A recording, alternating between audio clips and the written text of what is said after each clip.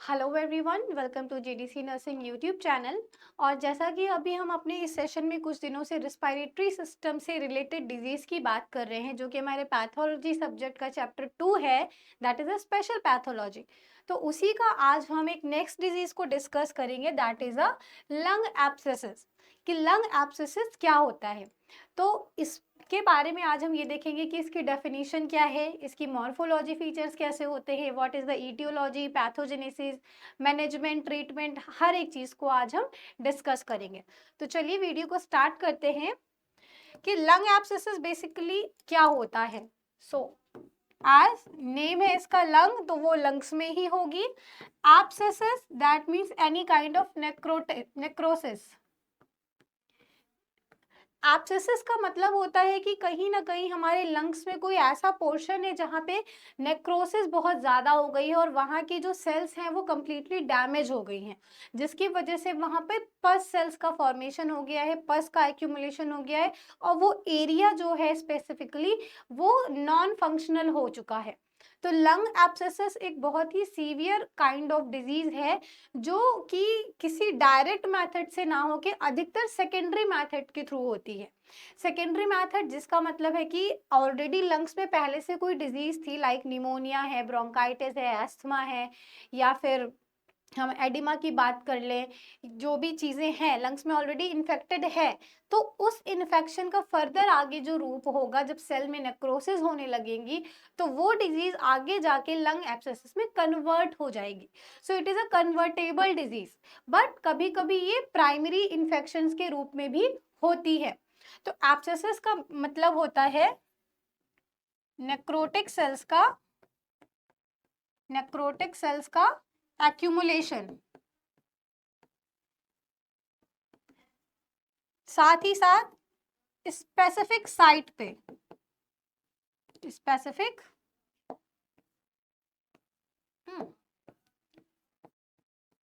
Specific site पे। जो इनका टारगेट साइट होता है वो कोई स्पेसिफिक होता है इनिशियली, और बेसिकली हम उसको ये भी कह सकते हैं कि ये एक कलेक्शन ऑफ, इसकी जो डेफिनेशन है वो हम देखेंगे, that is a localised collection of, it is a localized connection of necrotic cell on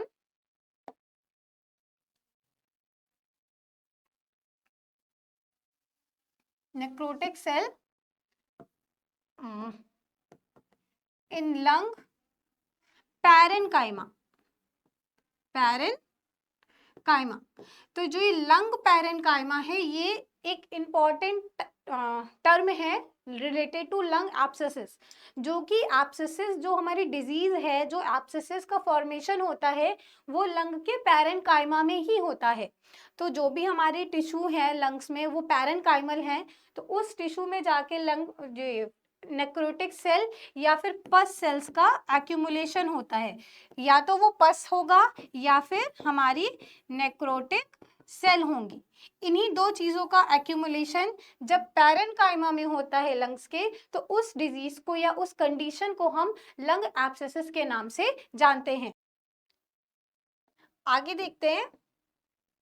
तो जैसा कि लंग एब्सेसिस में हमने देखा कि वो एक लोकलाइज्ड एरिया में हो रहा है, साथ ही साथ जो उसका कैरेक्टरिस्टिक फीचर है वो उसमें या तो पस का फॉर्मेशन हो रहा है, एक्यूमुलेशन हो रहा है, या फिर नेक्रोटिक सेल्स का।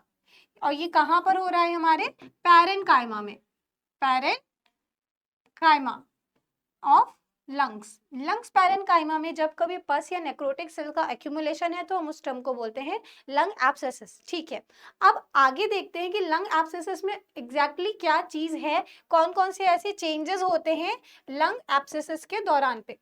तो लंग एब्सेसिस में क्या है, ये एक ब्रॉडर कैटेगरी है बेसिकली, ये एक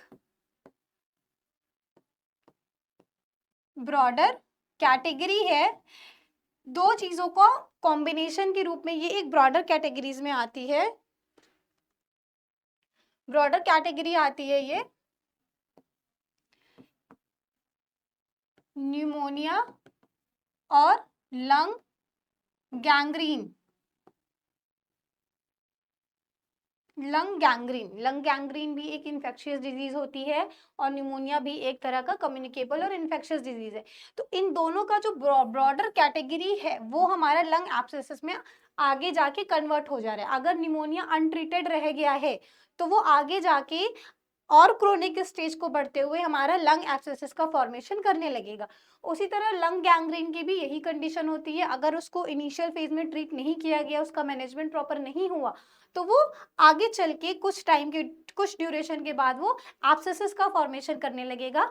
मतलब कि उसमें हमारा पस का फॉर्मेशन होगा, साथ ही साथ हमारी सेल्स जो है वो डैमेज हो जाएंगी, सेल इंजरी, सेल डेथ हो जाएगी। तो धीरे धीरे जो हमारा लंग है, लंग का फंक्शन क्या है? ब्लड का प्यूरिफिकेशन करना। तो यहाँ पर हम देख रहे हैं कि एक हेल्दी लंग है जिसमें हमारे कई सारे ब्रोंक्यूल्स हैं, ब्रोंकाई है और एल्वोलाई है, ठीक है। बट अगर उसी जगह हम एब्सेसिस की बात करेंगे तो क्या होगा? जब कोई डिजीज अनट्रीटेड रह जाएगी या फिर कोई प्राइमरी इन्फेक्शन ही हो जाएगा, तो एब्सेसिस के केस में क्या होता है, कोई भी एक फर्दर साइट पे यहाँ पर हमारा नेक्रोटिक कैविटी बन जाएगी और साथ ही साथ वहां पर पस का एक्यूमुलेशन होने लगेगा। तो जो ये अभी यहाँ पर एक छोटी सी साइट पे है, धीरे धीरे इसका इनलार्जमेंट होता जाएगा। तो जैसे जैसे ये और एरिया ऑक्यूपाई करता जाएगा, हमारा जो लंग है वो अपना फंक्शन खो देगा।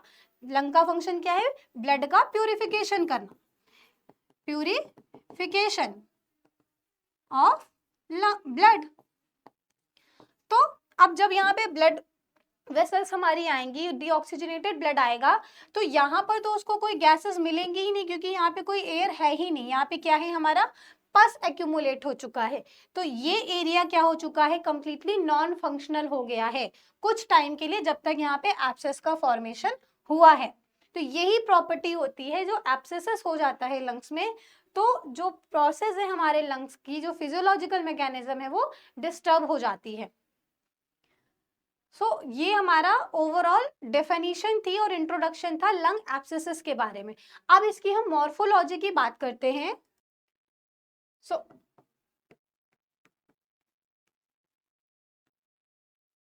मॉर्फोलॉजी दैट मीन्स उसके क्या कैरेक्टरिस्टिक फीचर होते हैं, या फिर किस अपीयरेंस में वो डिजीज हमें दिखाई देती है, या उसका क्या क्या क्लिनिकल फीचर होते हैं।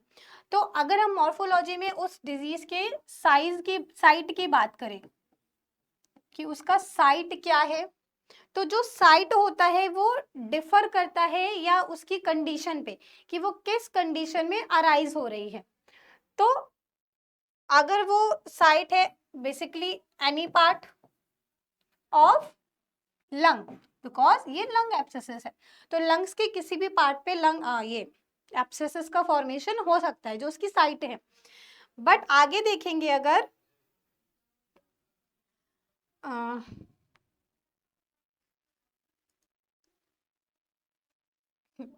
Any part of lung, but basically जो इसका साइट होता है वो राइट साइड होता है, राइट लंग। राइट लंग को ही ये अपना टारगेट बनाते हैं। क्यों?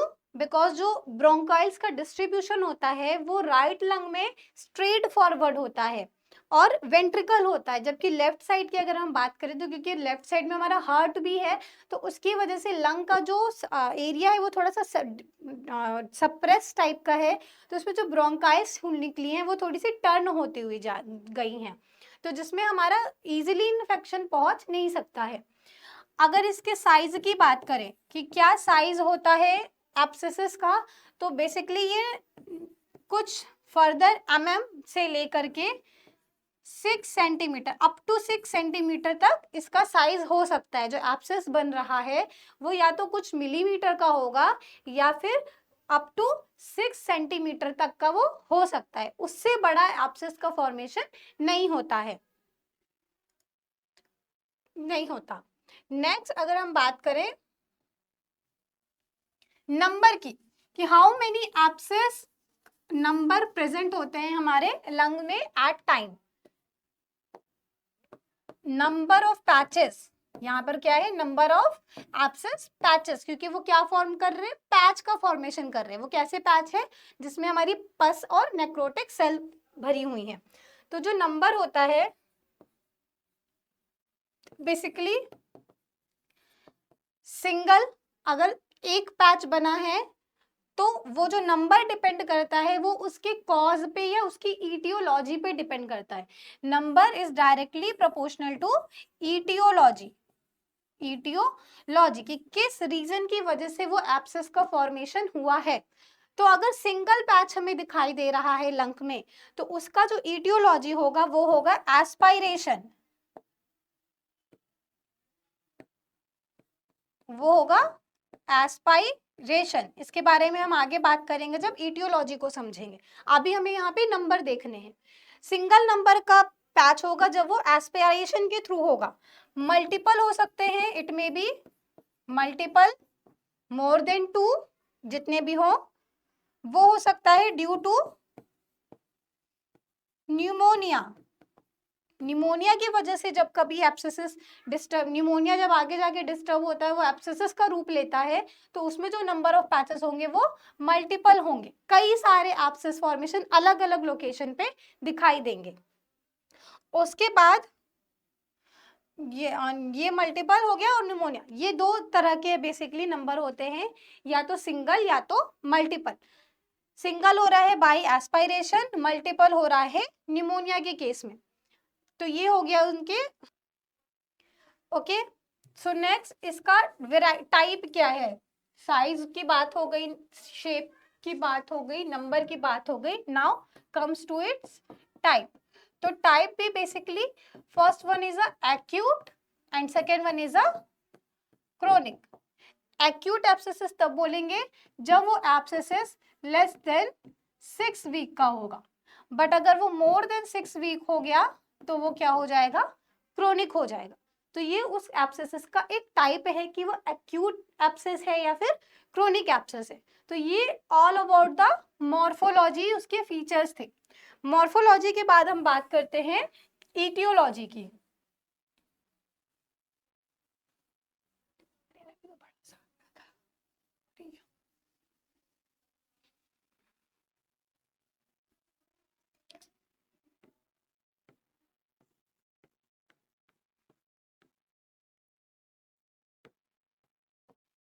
ईटियोलॉजी कि किस कॉज की वजह से एब्सेस का फॉर्मेशन हो रहा है। तो अभी हमने जैसा कि देखा कि निमोनिया और गैंग्रीन की वजह से भी एब्सेस हो रहा है, प्लस कुछ इन्फेक्शन की वजह से हो रहा है, एस्पायरेशन की वजह से हो रहा है। तो जो स्पेसिफिक ईटियोलॉजी है हमारे एब्सेसेस की, वो डिफरेंट टाइप की होती है। पहली बात, इसका जो मेन कॉज होता है वो होता है एस्पायरेशन। अब ये एस्पायरेशन क्या होता है, एस्पायरेशन होता है इनहालेशन ऑफ फूड या वाटर सब्सटेंस ड्यूरिंग ईटिंग और फूडिंग। फूडिंग के दौरान जब कभी हम खाना खाते हैं तो खाना खाते के समय अगर खांसी आ गई या फिर हमने ऐसे कोई बात बोली या एयर पैसेज खुल गया किसी भी रीजन की वजह से, तो जो फूड पार्टिकल हमारे मुंह में था जिसको हमारे जीआईटी ट्रैक पे जाना था, उसका कुछ पार्ट हमारे लंग्स में चला गया है। लंग्स में जाके वो क्या होगा, वहीं पे एक्यूमुलेट रहेगा, क्योंकि वहां से उसका कोई डिफ्यूजन नहीं हो सकता, वो वहां से हट नहीं सकता है। तो धीरे धीरे वो वहां पे क्या करेगा, उस एरिया को धीरे धीरे इन्फेक्टेड करेगा, और वहां उसकी वजह से वहां पे कई सारे बैक्टीरिया ग्रो करेंगे। और वो जो बैक्टीरियाज होते हैं वो एनारोबिक होते हैं।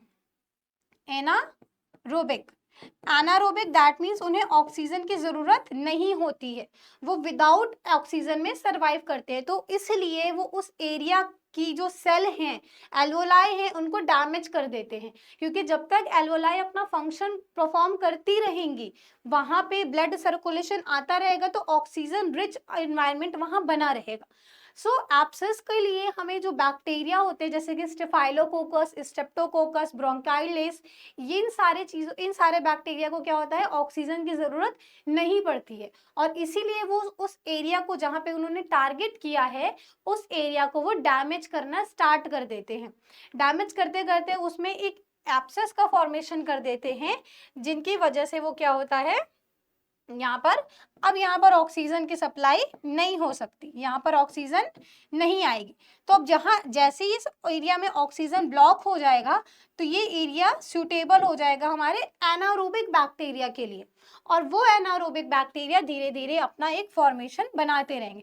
तो इसीलिए ये जो होता है एक स्पेसिफिक साइट पे होता है, क्योंकि अगर फर्दर वो बैक्टीरिया अगर कहीं और जाएगा तो उसको हर जगह ऑक्सीजन मिलती रहेगी, बट क्योंकि यहाँ पर एक फूड पार्टिकल या वाटर या कोई टॉक्सिक आ चुका था जिसकी वजह से ऑक्सीजन ब्लॉक हो गया, तो यहाँ से धीरे धीरे उन्होंने अपनी ब्रांच बना ली और इतना एरिया ऑक्यूपाई कर लिया। तो इसीलिए ये एस्पिरेशन के केस में क्या होता है, सिंगल होता है। जिस जगह पर हमारा फूड पार्टिकल जाके अटक जाएगा, ब्लॉक हो जाएगा, वहां पर ये एब्सेस फॉर्मेशन करने लगेगा। तो एस्पिरेशन हर रोज होने वाली प्रोसेस नहीं होती है, ये बाई चांस कभी ना कभी हो जाती है। तो इसलिए ये क्या होता है, सिंगल फेज में होता है, सिंगल नंबर होता है इसका, 1 नंबर। जो एब्सेस बन रहा है वो एक बन रहा है बाय एस्पिरेशन। यहां से हमारे ये कॉन्सेप्ट भी क्लियर हो गया। नेक्स्ट बात करते हैं हम थ्रू न्यूमोनिया या other infectious disease, other infectious disease.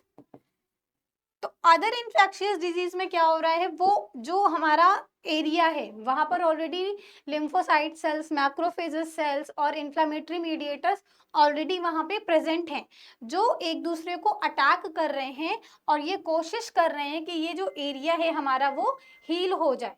But यहाँ पर अब क्या होगा, फर्दर जो भी इन्फेक्शन हुआ था, सपोज ट्यूबरकुलोसिस है या फिर हमारा न्यूमोनिया है, तो उनके जो बैक्टीरिया हैं वो एरोबिक हैं। वो क्या है, एरोबिक हैं, उन्हें ऑक्सीजन चाहिए। तो हम जो भी एंटीबायोटिक्स देंगे उस ट्रीटमेंट के दौरान वो सिर्फ और सिर्फ एरोबिक बैक्टीरिया को ही किल करेगा। बट इनकी जब फाइट हमारी एंटीजन एंटीबॉडीज की तरह हो रही थी, एंटीजन और एंटीबॉडी जब कॉम्प्लेक्स बन रहे थे, मैक्रोफेजेस सेल्स आ रही थी, डिफेंस मैकेनिज्म चल रही थी, तो उसी दौरान कुछ बैक्टीरिया ऐसे भी ग्रो हो जाएंगे जो एनारोबिक होंगे, जिनको ऑक्सीजन की जरूरत नहीं होगी। तो वो एंटीबायोटिक्स उस एनारोबिक के लिए क्या हो जाएंगी, रेजिस्टेंस हो जाएंगी, क्योंकि उनकी मैकेनिकल फीचर्स जो है, उनका मोड ऑफ एक्शन है, वो उस बैक्टीरिया पे काम नहीं करेगा। तो इसी वजह से जो न्यूमोनिया के थ्रू कॉज होने वाले एब्सेस होते हैं वो मल्टीपल जगहों पर हो सकते हैं, क्योंकि वो एनारोबिक बैक्टीरिया अपने से कहीं भी मूव कर सकता है इन दोनों लंग्स में। तो इसीलिए वो क्या होते हैं, मल्टीपल नंबर के होते हैं। फिर अगर नेक्स्ट ईटियोलॉजी की बात करें तो उसी बिहाफ पे ये हमारा क्या होता है, प्राइमरी और सेकेंडरी होता है। इनको हम प्राइमरी एब्सेस और सेकेंडरी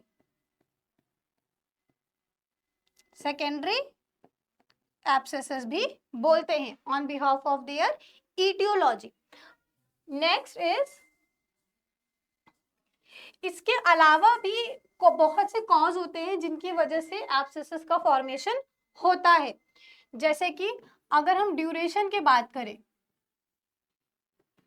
तो ड्यूरेशन के बिहाफ पे हमने देखा था कि एक एब्सेसिस हमारा एक्यूट था जो कि लेस देन 6 वीक का था।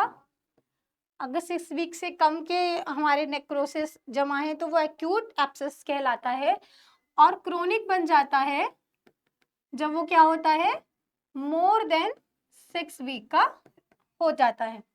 तो ये फर्स्ट हमारा ड्यूरेशन के बिहाफ पे हमने एब्सेस देखा। सेकंड अगर बात करें ईटियोलॉजी की, तो ईटियोलॉजी के बिहाफ पे भी हमने अभी 2 एब्सेस को देखा। First one is the primary, जो हो रहा था थ्रू एस्पायरेशन की वजह से, and second one is the secondary, जो हो रहा था हमारे ऑलरेडी किसी ना किसी इन्फेक्शन की वजह से। एस्पायरेशन, जहाँ पर हम किसी फूड पार्टिकल या वाटर को या कोई ऐसा इंटॉक्सिक है जो हमारे जीआईटी ट्रैक के बजाय हमारे लंग्स में चला जा रहा है, उसकी वजह से होने वाला एब्सेस को हम प्राइमरी एब्सेस बोलते हैं। सेकेंडरी, जो हमारे लंग्स में ऑलरेडी कोई इन्फेक्शन है और उसकी वजह से जो एब्सेस बन रहा है वो हमारा सेकेंडरी है। इन दोनों के अलावा एक तीसरा और लास्ट होता है हमारा पैथो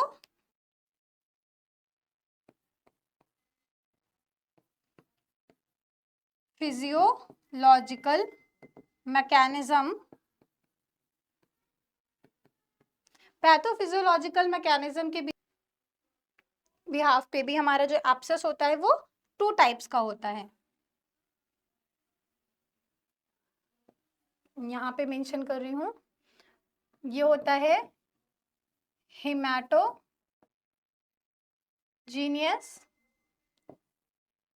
एंड डायरेक्ट, ये थर्ड कैटेगरी है। तो हमने यहाँ पे 6 तरह के एब्सेसेस देखे, बट ये सारे एक ही हैं।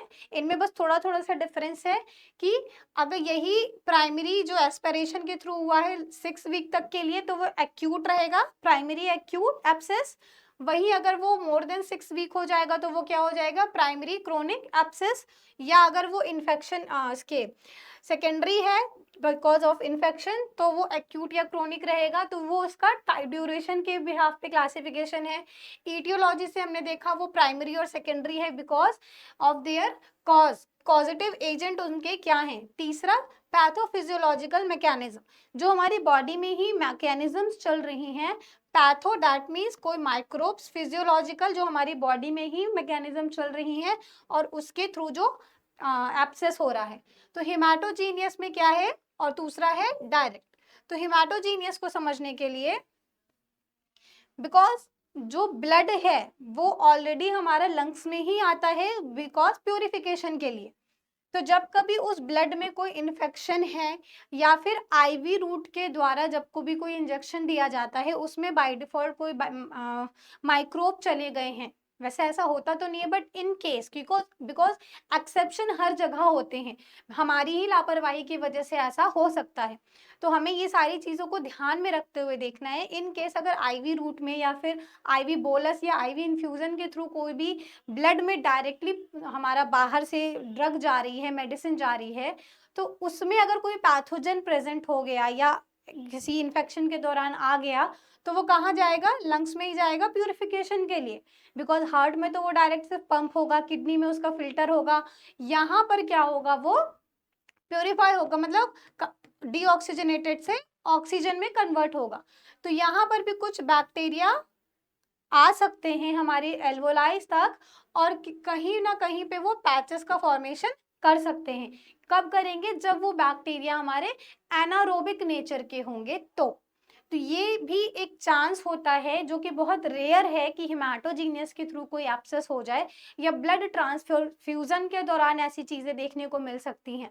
और अगर डायरेक्टली मेथड से बात करें तो डायरेक्टली एब्सेस का फॉर्मेशन तब हो सकता है जब पर्सन स्मोक बहुत ज़्यादा स्मोक कर रहा हो, अल्कोहल का इंटेक बहुत ज़्यादा कर रहा हो या उसकी लाइफस्टाइल बहुत ही ज़्यादा डिस्टर्ब हो, any kind of drug consumption कर रहा हो, तो उस वजह से जो एब्सेस का फॉर्मेशन होता है। लंग्स जब डैमेज होने लगते हैं धीरे धीरे ओल्डर एज के साथ, अगर आप किसी भी तरह का ड्रग अब्यूजिंग कर रहे हैं तो उस केस में जो एब्सेस हो रहा है वो डायरेक्ट हो रहा है, बट वो भी हमारा या तो क्रोनिक होगा या फिर ये एक्यूट होगा या प्राइमरी होगा या सेकेंडरी होगा, बट रहेगा वो डायरेक्ट या फिर हेमाटोजीनियस के रूप में।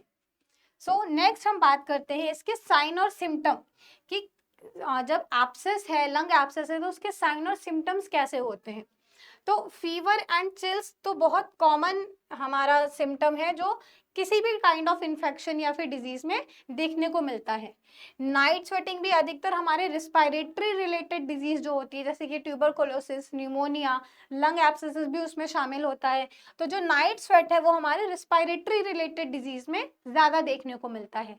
परसिस्टेंट कफ एक तरह का इसका एक कॉमन कॉज साइन हो सकता है जो लंग एब्सेसिस को शो कर रहा है, और इसी के साथ साथ उसमें ब्लड का भी फॉर्मेशन, ब्लड ब्लड भी आता है। जब आप खांस रहे हैं या कोई स्पुटम आ रहा है, म्यूकस आ रहा है, तो उस म्यूकस में ब्लड का जो कंसंट्रेशन है, जो ब्लड का अमाउंट है वो ज़्यादा रहेगा, म्यूकस का अमाउंट उसमें कम रहेगा। फैटीग, फैटीग मतलब थकान लगना, उसी के साथ साथ भूख भी नहीं लगेगी, लॉस ऑफ एपेटाइट होगा, वेट लॉस होगा। और last one is pain with deep breathing. Pain क्यों होगा? क्योंकि जब हमारा लंग काम ही नहीं कर रहा है और बॉडी को ऑक्सीजन की डिमांड परमानेंट बनी हुई है, तो हमें उसकी सप्लाई भी करनी है किसी ना किसी रूप में। तो जब हम उसकी सप्लाई नहीं कर पाते हैं तो ब्रेन से हमारे सिग्नल आते हैं मेडुला ऑब्लंगेटा से लंग्स के ऊपर कि उसकी टाइडल वॉल्यूम्स को बढ़ाया जाए या फिर अदर प्रेशर्स को इंक्रीज किया जाए, हम ब्रीदिंग तेज लें। बट हम ब्रीथ तेज कर रहे हैं और हमारा वो लंग जो है वो फंक्शनल ही नहीं है, तो वहां पर क्या होगा, जब प्रेशर लगेगा हर तरफ से तो क्या होगा, पेन के सिग्नल जनरेट होंगे, बिकॉज यहाँ पे ऑलरेडी इंफ्लेमेटरी मीडिएटर्स प्रेजेंट हैं। और जहाँ पे भी इंफ्लेमेटरी मीडिएटर्स होते हैं वो पेन को भी, पेन सेंसेशन को भी रिलीज करते रहते हैं, जिसकी वजह से पेन होता है।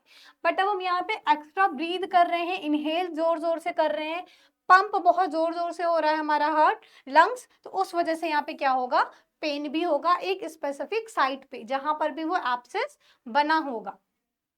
और अगर इसकी डायग्नोसिस की बात की जाए कि डायग्नोस कैसे होता है, तो डायग्नोस के लिए हम इसमें बेसिकली सीटी स्कैन या फिर एक्सरे को प्रेफर करते हैं।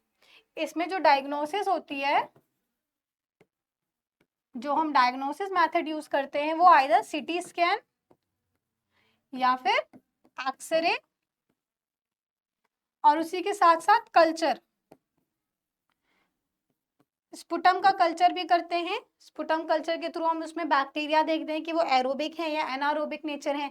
अगर वो एनारोबिक नेचर है तो मे बी उन्होंने एब्सेस का फॉर्मेशन किया होगा, सेल को डैमेज किया होगा, अपना एक ऐसा एरिया बनाया होगा उस ऑक्सीजन रिच एनवायरनमेंट में जहां पर ऑक्सीजन ना रहे। तो जाहिर सी बात है, अगर कोई एरिया ऐसा है जिसमें ऑक्सीजन रिच है और अगर उसी में हम कोई ऐसा जगह ब्लॉक कर दे जहां पे ऑक्सीजन नहीं है, तो चांसेस है कि वहां पर हमारा एब्सेस हो सकता है, नेक्रोसिस हो सकती है, बिकॉज हमारी बॉडी की हर एक सेल को ऑक्सीजन की जरूरत पड़ती है अपने फंक्शनल को परफॉर्म करने के लिए। वहीं अगर ऑक्सीजन रोक दी गई है तो ऑब्वियस सी बात है कि वहां पे नेक्रोसिस जरूर होगी, वो ऑर्गन डैमेज जरूर होगा। तो ये चीजें हमारे डायग्नोसिस पर्पस में हम यूज करते हैं। अगर इसकी ट्रीटमेंट की बात करें, ट्रीटमेंट अगर हम देखें तो ट्रीटमेंट में बेसिकली एंटीबायोटिक्स दी जाती हैं, बट आफ्टर कल्चर की वो एरोबिक है या एनारोबिक है। और ये एंटीबायोटिक्स के साथ साथ हम सिम्टोमेटिक रिलीफ के लिए भी कुछ मेडिसिन देते हैं जो उसके म्यूकस का फॉर्मेशन कम करे, ब्रोंकोडायलेटर्स देते हैं कि हमारी जो ब्रोंकाइल्स हैं वो डायलेट रहें तो सांस लेने में हमें आसानी रहेगी। उसी के साथ साथ कुछ मल्टीविटामिन्स देते हैं कि बॉडी में, क्योंकि जब हम खा नहीं रहे हैं, हमारा फूड प्रॉपर से एक्यूमुलेट हर जगह डिस्ट्रीब्यूट नहीं हो पा रहा है ऑक्सीजन, तो उसके लिए हम आयरन वगैरह भी देते हैं, कैल्शियम मल्टीविटामिन्स की, पेशेंट को सिम्टोमेटिक रिलीफ भी कांस्टेंट मिलता रहे। तो जो उसका ट्रीटमेंट और मैनेजमेंट है वो दो टाइप से हो सकता है, एक तो डायरेक्टली जो उस एब्सेस को धीरे धीरे खत्म कर रहा है, और दूसरा जो उस पेशेंट को सिम्टोमेटिक रिलीफ दे रहा है जिसकी वजह से वो उसकी रिकवरी जो है वो तेजी से हो सके। साथ ही साथ हम इसमें इम्यूनो बूस्टअप मेडिसिन भी देते हैं कि बॉडी की इम्यूनिटी अगर मेंटेन रहेगी तो मैक्रोफेजेस सेल्स और ल्यूकोसाइट सेल्स वहां पे जाके उस एरिया को क्या करेंगी, रेजिस्टेंस करेंगी और उसको एक स्पेसिफिक एरिया में सप्रेस करते करते उसको कंप्लीटली डिसअपेयर कर देंगी। ये था हमारा आज का टॉपिक, लंग एब्सेसिस। अगर आपको ये वीडियो पसंद आई होगी तो लाइक कीजिएगा और कोई भी डाउट है तो कमेंट बॉक्स में ज़रूर बताइएगा। Thanks for watching, do like, share and subscribe.